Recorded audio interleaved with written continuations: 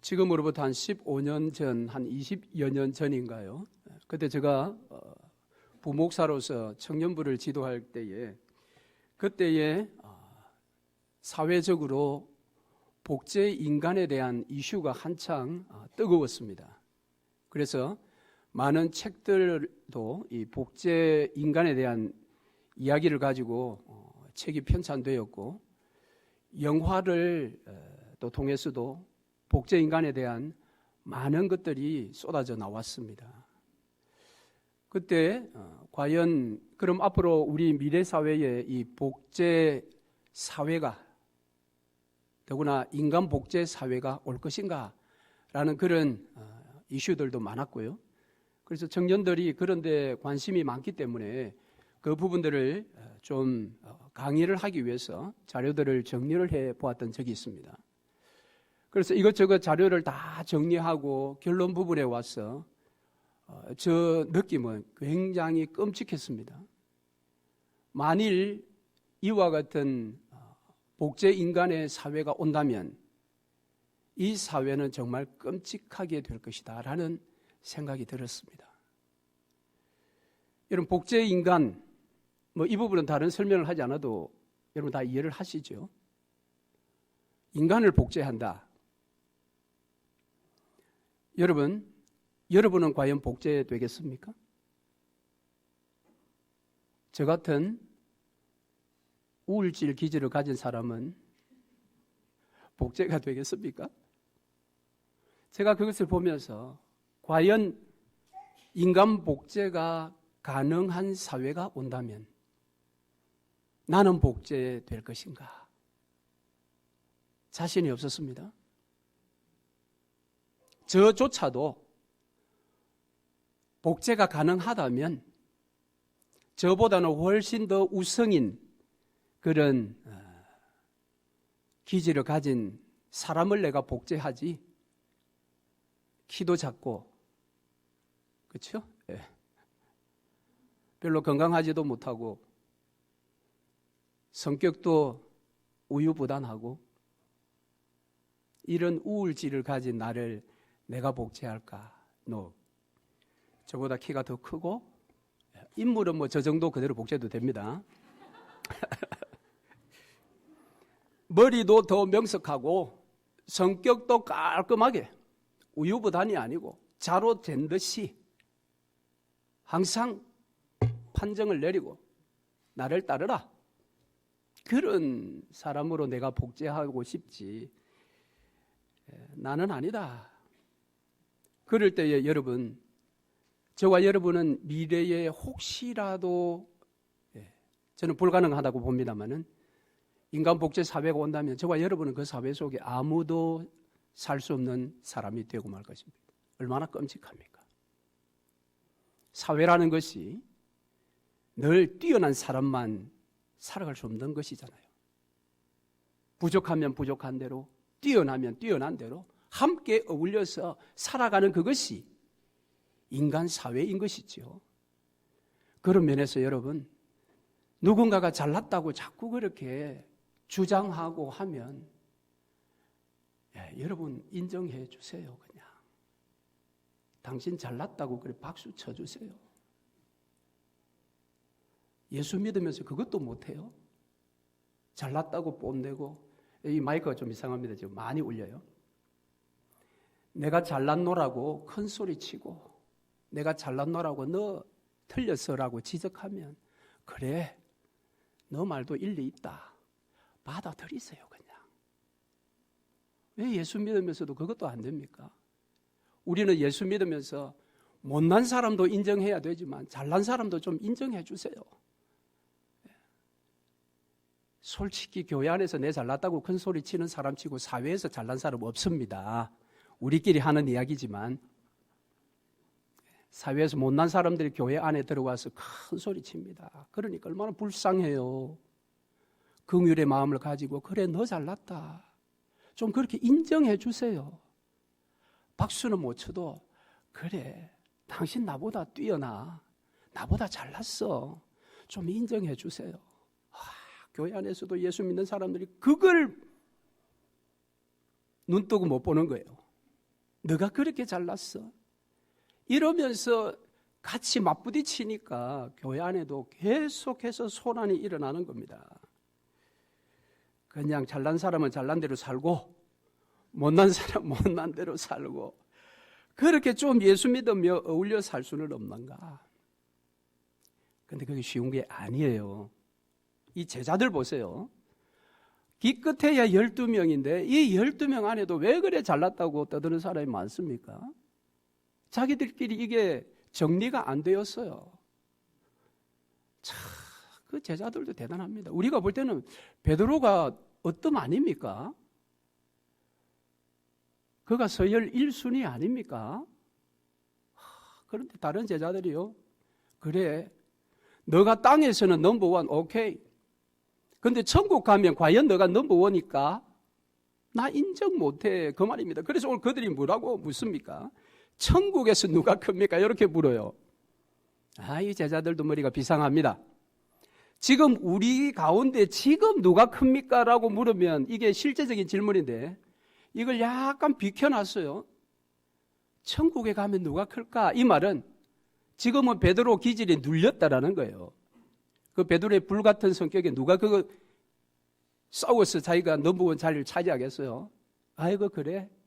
너 그냥 이 땅에서 넘버원 해. 그런데 말이야 천국 가면 누가 넘버원일까? 한번 따져보자. 그게 다툼이었어요. 제자들도 어쩔 수 없습니다. 그래서 자기들끼리 이게 서열이 안 정해지니까 예수께 나와서 물었죠. 그런데 예수께서 그 질문을 받으시고 한 어린아이를 가운데 세우시고 답변을 하셨는데 여러분 3절 한번 보세요. 진실로 너희에게 이르노니 너희가 돌이켜 어린아이들과 같이 되지 아니하면 결단코 천국에 들어가지 못하리라. 자, 여러분에게 묻습니다. 예수님의 지금 이 답은 100점짜리 답입니까? 100점짜리가 아닙니까? 자, 질문을 했어요. 제자들이 1절에서 3절에서 예수님이 답을 했어요. 이 답이 100점짜리예요? 100점짜리 아니에요? 저를 보지 말고 본문을 보세요. 잘 모르겠거든 본문을 보세요. 1절에 뭐라고 물었어요? 나와 이르되 천국에서 누가 큽니까? 라고 물었어요. 그랬더니 예수님이 무엇이라 대답하셨어요?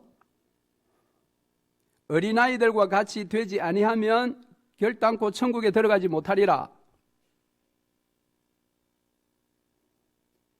그래도 저희 질문에 어디를 잘 모르시군요. 그죠? 지금 예수님의 답은 100점짜리 아니에요. 즉 얘들아 너희 질문이 틀렸어 라는 답입니다. 왜냐하면 이게 100점짜리가 되려면 어떻게 답을 해야 됩니까? 그래 천국에서는 말이야 이렇게 행했던 사람이 제일 커. 그런데 이렇게 행한 사람은 그 다음이야. 이렇게 답이 나가야 되는데 어떻게 이야기를 하고 있습니까? 천국 입장에 대해서 이야기를 해버리는 거예요. 그러니까 예수님의 답이 지금 안 맞다라는 겁니다. 제자들이 원하는 답하고는. 제자들은 누가 큰지 이걸 정확하게 딱 정리를 해달라고 했는데 예수께서는 그 천국에 야 못 들어가라고 대답을 하니 이게 왜냐라는 것입니다. 예수님이 제자들의 질문의 의도를 몰랐을까요? 그렇지 않습니다. 왜 이 대답을 하느냐라고 하는 것은 너희들의 그 질문은 천국 입성하는 것만큼 중요한 문제야. 너희들이 지금 서로 으뜸이 되고자 다투는 것은 그저 어린아이들이 키재기를 하는 그 정도의 어떤 서열 다툼이 아니라 그것은 천국에 들어갈 수 있느냐 없느냐를 결정하는 것만큼이나 중요한 문제야. 그러니까 내가 제대로 가르쳐 줄게. 이것이 예수님의 답입니다. 맞습니까? 맞아요, 틀려요. 그래서 오늘 이 본문은요, 여러분이 지금 이미 우리가 마태복음을 차례대로 이제 설교를 하고 있기 때문에 수많은 우리 성도들이 지난 주중에 오늘 본문을 읽어 오으리라고 저는 믿고, 그랬을 때에 이 본문 우리 보고 어린아이처럼 겸손해지라는 것이잖아. 어린아이처럼 낮아지라는 것이잖아. 라는 생각을 가지고 오늘 이 자리에 와서 목사님 오늘 똑같은 설교 하시겠지. 라고 생각하셨다면 본문을 더 자세히 들여다 보아야 한다는 것입니다. 무엇인가? 여기에서 쉽게 이야기하면 누가 크냐라고 할 때에 어린아이 같은 자가 천국에서 큰 자다. 그리고 예수께서 뒤에 어린아이처럼 낮아져야 된다라고 하니까 겸손하자라는 가르침, 개인의 어떤 성품에 대한 그런 교훈이 아니라는 것입니다. 무슨 말인가 하면 이 본문의 지금 이야기는 사회 속에서, 즉 공동체 속에서 서로 간의 관계를 어떻게 가져야 하는가에 대한 예수님의 교훈입니다. 제자들 역시도 여기에서 지금 누가 으뜸이냐라고 다툰 것은 그 12 정도 되는 공동체 속에서 서로 간의 관계를 어떻게 가져야 할 것인가에 대한 질문입니다. 그게 겉으로 으뜸이 누구냐라고 물었던 것이지 실제는 우리 12는 어떻게 서로 관계하며 지내야 합니까? 라는 질문과 동일하다라는 것입니다. 그런 면에서 이 본문은 오늘 우리 교회 공동체 속에서 저와 여러분이 어떻게 다른 성도들과 함께 교제하면서 신앙생활을 할 것인가? 주님 부르시는 그날까지. 거기에 대한 교훈인 것입니다. 자, 그렇기 때문에 오늘 본문에 나타나는 핵심적인 키워드가 무엇인지를 먼저 발견해야 합니다. 여러분, 오늘 본문에서 핵심적인 키워드가 무엇이겠습니까? 무엇이 가장 핵심일까요? 그것은 저는 두 가지로 봅니다. 하나는 영접이라는 단어고요. 또 하나는 어린아이라는 단어입니다. 이 두 가지의 의미를 우리가 제대로 이해해야 교회 공동체 속에서 으뜸을 주장하는 이런 인간 본성을 우리가 극복하면서 교회 생활을 아름답게 서로가 잘 할 수 있게 되는 것입니다. 자, 그러면 영접한다는 의미가 무엇이며 어린아이는 과연 누구인가를 우리가 정리를 해야 되는데 이걸 연결해서 보면 어린아이를 영접해야만 천국에서 큰 자다라는 그런 문자적인 결론을 내릴 수 있다는 겁니다. 자, 오늘 예수님께서 이야기하신 바 그것입니다.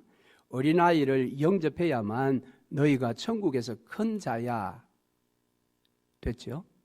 자, 그러면 이걸 그대로 우리가 일반적으로 알고 있는 이 본문은 어린아이처럼 우리가 겸손해야 돼. 뭐 이렇게 접근이 된다면 여기에서 천국에서 가장 큰 자가 누구냐면 주일학교 선생입니다. 왜? 어린아이를 영접해야만 천국에서 큰 자니. 성가대 백날에도 천국 가서 큰 자가 아니야.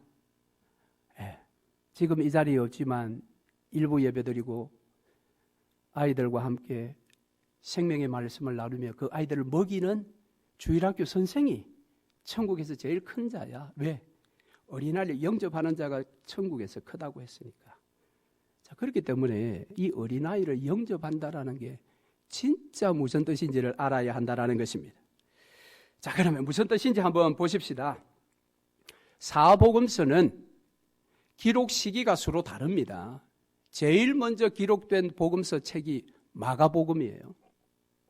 마가복음이 제일 먼저 기록되었고 나머지 복음서를 기록한 3명의 제자들은 그 마가복음서를 참조해서 자기가 가지고 있는 신학을 가지고 자기가 보내려고 하는 수신자들을 생각하면서 기록한 내용들입니다. 자, 이해가 되십니까? 그렇기 때문에 오늘 본문도 마가복음에 기록되어 있어요. 그런데 마가복음 10장 15절에 보니까 이렇게 기록되어 있습니다. 똑같은 으뜸에 대한 논쟁이 있었을 때 예수께서 하신 말씀이에요. 진실로 너희에게 이르노니 누구든지 하나님의 나라를 어린아이와 같이 받아들이지 않는 자는 결단코 들어가지 못하리라 라고 이야기를 하고 있습니다. 자, 예수님은 오늘 마태복음에서는 어떻게 말씀하셨다고요? 어린아이들과 같이 되지 아니하면이라고 했는데 마가는 어린아이와 같이 하나님 나라를 받아들이지 않으면 했습니다. 자, 그럼 이 하나님의 나라는 복음이겠죠. 그러니까 우리가 의역을 하면 복음을 받아들이지 않고는 결단코 천국에 들어갈 수 없다라고 이야기를 했는데 마태가 이 마가가 기록한 이 내용을 참조하면서 그는 이 부분을 과감하게 바꿔버렸어요. 어떻게 해요? 어린아이들과 같이 받아들이지 않으면, 이 말을 어린아이들과 같이 되지 아니하면 이라고 말을 바꾸어 놓았습니다. 이것은 그의 어떤 의도가 있고 또 그의 신학이 여기에 배어져 있는 것입니다. 자, 그러면 요한은 어떻게 기록하느냐? 요한은 이 바로 하나님 나라에 들어가는, 천국에 들어가는 이 부분을 그의 책 요한복음 3장 3절에 이렇게 기록해 놓고 있습니다. 진실로 진실로 네게 이르노니 사람이 거듭나지 아니하면 하나님 나라를 볼 수 없느니라 그랬습니다. 즉 요한은 성령의 역사로 말미암아 우리가 천국에 들어가는 것이다. 자, 그럼 세 본문을 정리를 하면 이렇습니다. 마가는 복음을 받아들여야 들어간다. 마태는 그것을 어린아이들과 같아야 들어간다. 요한은 거듭나야 들어간다. 이게 구원을 받는, 하나님 나라에 들어갈 수 있는 세 가지 설명입니다. 각각의 어떤 설명입니다. 이 설명들은 다 옳습니다. 자, 그렇게 볼 때 이 세 가지를 종합해서 보면 이렇게 이야기할 수 있습니다. 너희가, 마태가 지금 무엇이라고 이야기합니까? 자, 오늘 본문을 한번 보시죠. 3절 말씀에 진실로 너희에게 이르노니 너희가 돌이켜 어린아이들과 같이 되지 아니하면. 마태도 돌이켜라고 이야기합니다. 죄의 길에서 회개하고 완전히 돌아섰어. 그 다음에는 어린아이와 같이라는 이 말씀은 마가가 어떻게 표현했다고요? 복음을 받아들이지 않으면. 즉 어린아이는 모든 것을 잘 받아들이지 않습니까? 그런 개념에서 이 두 가지가 한꺼번에 지금 나오는 것입니다. 자, 그래서 여기 이제 어린아이와 같이 지금 받아들여야 하나님 나라에 들어가요. 그러면 여기 어린아이와 같이 된다라는 말이 무슨 말일까? 이제 이게 일반적으로는 순전하다, 순수해야 된다, 이렇게 이제 해석이 되는데, 어린아이가 순전함만 있는 것이 아닙니다. 그리고 죄송합니다만 요즘 어린아이들은 순진하지 않습니다. 여러분 한국에서 온 조카들, 초등학생 조카들과 대화를 해보셨습니까? 깜짝 놀랍니다. 어린아이의 입에서 어떻게 이런 말이 나올까? 그 아이들 어른이 쓰는 말을 써요. 미국에 있는 우리 주일학교 초등학교 아이들은 정말 순진해요. 쟤들은 보니까. 그런데 한국에서 온 아이들은 놀랍습니다. 아이들은 더 이상 순진하지 않습니다. 물론 순진한 아이도 있습니다.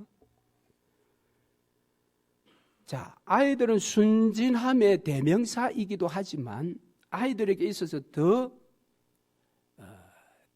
강한 특성을 가지고 있는 것은 무엇인가 하면 아이들은 부모를 전적으로 의뢰하는 존재다라는 것입니다. 아이는 부모가 없으면 자신의 존재 자체를 지킬 수가 없어요. 그래서 부모가 모든 의식주를 다 제공해 주는 것입니다. 그리고 그 아이를 보호하는 것입니다. 그래서 어린아이와 같이 된다라는 것은 어린아이가 부모를 의지하고 신뢰하듯이 창조주 하나님께서 나의 모든 의식주를 다 제공해 주실 것을 내가 믿고 그리고 그분께 전적으로 의지하는 것입니다. 이게 영적인 어린아이입니다. 그리고 또 하나 어린아이들은 배우려는 특성이 있습니다. 어린아이들만큼 배우려는 특성이 있을까요? 저도 스마트폰 가지고 있습니다. S9인가 10인지는 정확하게 모르겠는데 하여튼 최신 기종을 가지고 있습니다. 사용하는 것은 거의 한 두서너 가지입니다. 알람, 그 다음 후레쉬. 여러분 그 매뉴얼 책 보는 게 귀찮아요. 내가 이 나이에 그 매뉴얼을 다 봐가지고 이거를 배울까? 50 중반인 저조차 그렇습니다. 그래서 작은 스마트폰 가지고 컴퓨터를 활용하는 저보다 더 신속하게 모든 걸 처리하는 그런 후배들을 보면 너무너무 부러워요. 그런데 여러분, 아이들은 어떻습니까? 아이들은 모든 것이 호기심입니다. 그래서 왜 여러분, 구역 모임을 집에서 하면 그 구역 식구들 아이들이 집에 와가지고 2시간 있다가 가면 집이 어떻습니까? 난리도 아니죠. 왜 그럴까요? 아이들은 호기심입니다. 이 화장실에 물 내려가는 게 이상해 해서 물을 계속 내려보고, 저건 뭐냐 하고 또 뒤져보고, 그래 엉망으로 해놓고 가죠. 왜 그렇습니까? 그 아이이기 때문에 그렇습니다. 즉 영적인 아이들은 하나님에 대하여 배우려는 자세가 있는 것입니다. 하나님은 도대체 어떤 분일까? 여러분 하나님 아세요? 아세요? 모르세요? 네. 모른다 하면 가짜지. 아시지요? 얼마만큼 여러분 하나님 아세요? 우리가 하나님을 안다고 할 때에 몇 퍼센트 정도 알까요? 죽을 때까지 하나님을 알아가도 하나님의 1%는 우리가 알고 갈까요? 그럼에도 불구하고 우리는 하나님에 대해서 이미 책을 덮었어요. 아, 하나님 안다라는 것입니다. 배우려고 하지 않습니다. 교회 생활 오래 하신 분들이 더더구나 이런 병이 있습니다. 나 다 알아. 주일학교 때 다 배웠어. 배우려고 하지 않습니다, 여러분. 배우려고 하지 않는 사람은 늙었다 생각하면 됩니다. 늙었다. 그러면서도 젊은이 흉내 내지 마시고요. 배우려는 자세가 필요한 것입니다. 자, 그러면 여기에서 어린아이 같이 된다라는 것은 바로 이것입니다. 육신의 아이가 아버지를 세상의 무소불위, 전지전능, 우리 아이들이 부모에 대한 처음에 신뢰는 그렇습니다. 근데 이게 이제 중학교 정도 가면 이제 깨지죠. 아, 아버지가 못하는 일도 있구나. 그러나 우리 창조주 하나님은 그렇지 않습니다, 여러분. 그분은 전능하신 분이십니다. 그러므로 그분을 전적으로 의뢰하시고 신뢰하십시오. 그리고 그분을 여러분 알아가십시오. 끊임없이 그분을 배우십시다. 그분을 알아가야 하는 것입니다. 그랬을 때에 우리는 어린아이같이 된다라는 것입니다. 자, 그러면 어린아이같이 되지 못한 자들이 있다라는 것을 예수께서 말씀하시는 것과 같겠죠. 반대니까. 그런데 문제는 여기에 그 어린아이 같은 자들을 실족해 하는 자들이 있다라는 겁니다. 어린아이 같은 자들을 실족해 하는 자가 있다. 그래서 여기에 너희가 아무리 작은 자, 어린아이 같은 자라도 실족시키지 말라 그랬습니다. 자, 그럼 어린아이 같이 되는 것은 방금 말씀을 드렸고, 그럼 이 어린아이가 누구냐라는 거죠. 이 어린아이가 누구냐? 그것은 이 12제자에게 있어서 어린아이가 누굴까요? 누굴지는 모르죠. 그러나 적어도 베드로는 어린아이가 아닐 겁니다. 왜요? 1번이니까. 베드로는 1번이니까 어린아이가 아니에요. 자기는 실족할 일이 없습니다. 내가 1번인데 뭐. 그런데 나머지 제자들은 다 실족할 가능성이 많습니다. 1번이 되지 못한 사람들. 이 사람들을 달리 이야기하면 여기서 말하는 하나님을 전적으로 신뢰하지 않는 자들, 하나님을 배우려고 하지 않는 자들, 그런 자들입니다. 심지어 이런 자들에 대해서 예수님은 오늘 본문 12절 이하의 한 비유를 통해서 길 잃어버린 양이다라고 그랬습니다. 생명의 위기 가운데 떨어져 있는 사람. 우리 가운데 그런 자들이 있을 수 있습니다. 교회 공동체 속에 들어와 있지만 하나님을 전적으로 신뢰하지 않고 자기의 경험을 의지하고 있고 자기가 가지고 있는 재물을 신뢰하고 자기의 건강을 의뢰하고 하나님을 의지하지 않는 사람. 또 우리 가운데 배우려고 하지 않는 사람, 겨우 주일 한 번 나와서 1시간 반 예배 드리는 것으로 만족해하고 스스로 자기 자신을 격려하는 사람. 야, 너 대단하다. 1시간도 아니고 1시간 반 예배를 그렇게 잘 드리고 나오다니. 이런 사람들은 99마리에 속한 것이 아니라 한 마리에 속한 자입니다. 그런데 이 한 마리에 속한 자들은 위기에 떨어져 있는 거죠. 길 잃어버렸으니까. 그 싸나운 짐승에 생명을 잃을 수도 있습니다. 그런데 이런 자들을 실족해 하는 일이 있다라는 겁니다. 실족해 하는 자. 어떻게 실족해 할까요? 세상의 가치로 보면 이런 이야기를 합니다. 목자님, 99마리 양이 중요합니까? 한 마리가 중요합니까? 한 마리 그 지키려고 하다가 99마리 잃어버리면 어떡하려고 그래요? 세상에 외치는 소리는 항상 그렇습니다. 그런데 이런 본문을 잘 보시면 이 99마리도 위기에 떨어져 있는 상황이 아닙니다. 99마리는 안전한 상태에 있는 중입니다. 그러나 한 마리는 그야말로 풍전등화, 위기 가운데 떨어져 있다라는 것입니다. 그런 면에서 오늘 우리의 눈은 99마리로 가야 되는 것이 아니라 한 마리에게로 향해야 된다라는 것입니다. 99마리의 시선을 고정해 둔 사람들은 어떤 되기를 계속해서 다투는 자들입니다.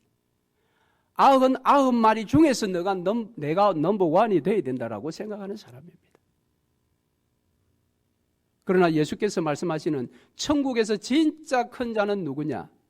99마리가 아니라 길 잃어버린 한 마리의 양에게 먼저 찾아가는 자, 그에게 관심을 가지고 그에게 사랑을 베푸는 자다라고 이야기를 하고 있습니다. 그런데 그에게 찾아가는 일은 엄청난 손해를 각오해야 합니다. 그래서 오늘 7절 이하의 말씀에 보면은 내 손이나 내 발이나 내 눈이 그 소자를 실족해 하거든 그걸 제거해 버리라고 합니다. 이건 이미 마태복음 5장에 산상수훈에서 나왔던 가르침이지요. 그렇잖아요? 여기에 이 말씀은 우리가 문자적으로 볼 수는 없습니다. 이걸 우리의 손과 발과 눈을 수술을 하듯이 잘라내라는 말이 아니라 너에게 당연히 있어야 하는 그것, 너가 사람으로서 존재하기 위해서 당연히 있어야 하는 눈, 손, 발, 당연히 있어야 하는 그것에 대한 손해가 있다 할지라도 소자를 실족시키지 말고 오히려 그를 세우라는 것입니다. 여러분에게 있어야 할 당연한 것이 무엇입니까? 건강이지요? 시간이지요? 재력이지요? 이러한 것들이 저와 여러분에게 당연히 있어야 할 것들입니다. 그런데 한 마리의 양을 찾아서 그것을 기뻐하는 하나님의 마음을 기쁘시게 해드리기 위해서는 나에게 당연히 있어야 할, 내 삶에 당연히 붙어있는 그러한 것들을 내가 희생할 각오를 하면서 그들을 외면하면 안 된다는 것입니다. 외면하면 어떻게 되는 것이죠? 실족하는 것입니다. 그들을 실족해 만드는 것입니다. 한 마리는 지금 길을 잃어서 죽음의 직전 상태에 있음에도 불구하고 우리가 99마리에 속해서 우리끼리 누가 잘났느냐 싸우고 다투는 것은 그 하나님 기뻐하시는 것이 아니라는 것입니다. 그래서 오늘날 세상이 말하는 이 엘리트주의는 교회가 지극히 경계해야 합니다. 세상은 엘리트주의입니다. 최고로 뛰어난 사람만이 존중받고 뛰어난 사람만이 인정받는 것이 세상입니다. 그러나 교회 안에는 엘리트주의가 서게서는 안 됩니다. 세상에서는 다다익선이라는 말이 있습니다. 많은 것이 선이야.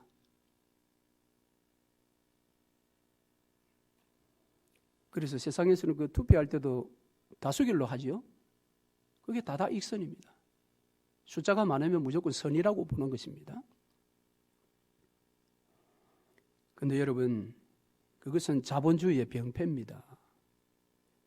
세상의 가치입니다.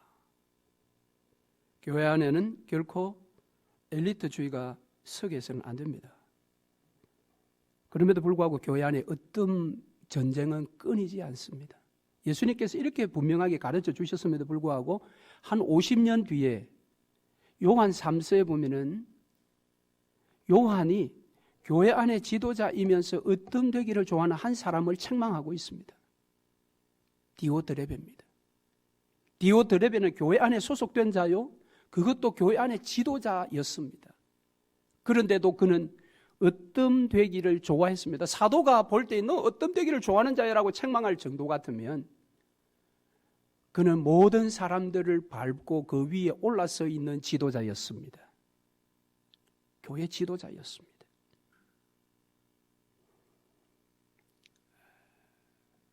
사랑하는 성도 여러분, 오늘 우리 사람 한 사람은 하나님의 형상을 따라 지음받은 사람들입니다. 그런데 왜 하나님은 뛰어난 사람도 만드시고 부족한 사람도 만들었을까요? 물론 우리가 살아가면서 우리의 실수로 부족해질 수 있습니다. 그러나 근본적으로 나면서부터 부족하게 하나님 만드신 걸 어떻게 합니까?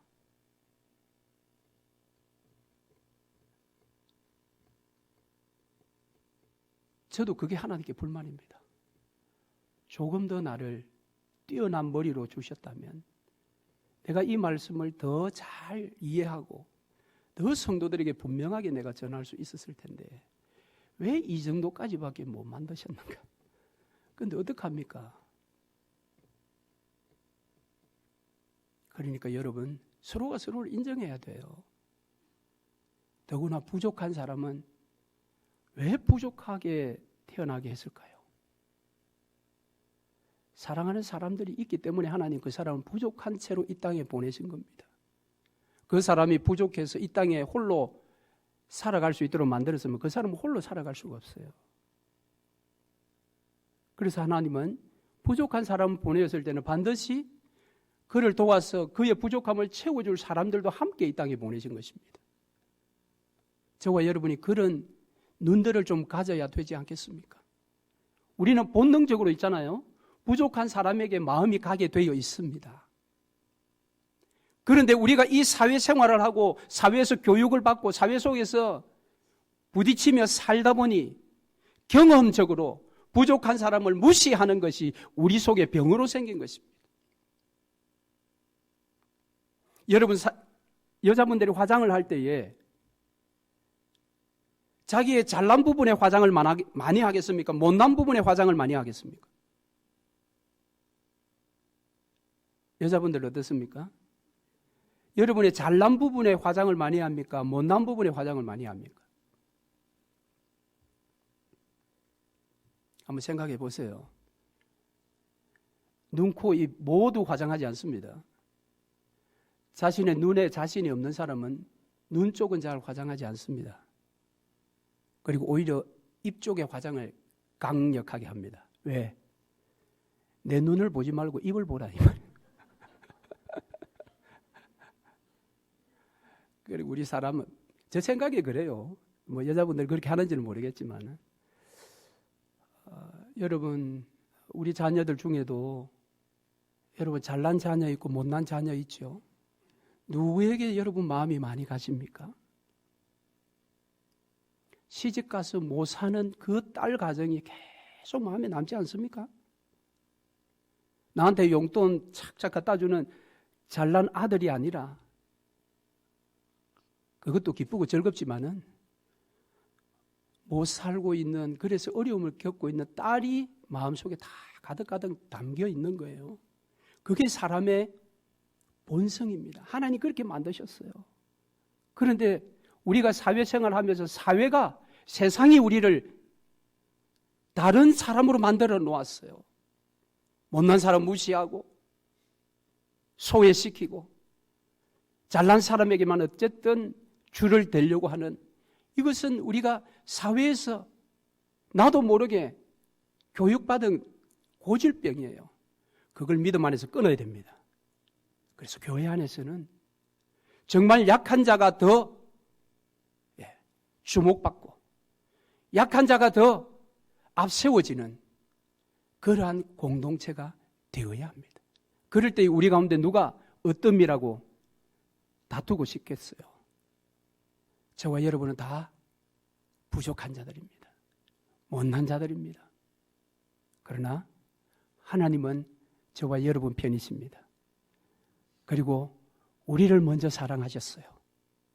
그 하나님의 사랑을 여러분 기억하시고 우리 교회 공동체 속에 다른 사람들이 말을 잘 걸어주지 않는 사람, 식탁의 교제 가운데서도 혼자 앉아서 식사하시는 분, 그런 분들에게 여러분 먼저 찾아가셔서 손을 내미시고 말 한마디 붙여주시고 그렇게 하셔야 됩니다. 잘나신 여러분, 여러분의 잘남이 그렇게 나타나야 됩니다. 그래서 우리 교회에 부족하거나 넘치거나 우리 모두가 하나 되어 하나님 잘 섬기는 그런 공동체를 만들어 가십시다. 아멘.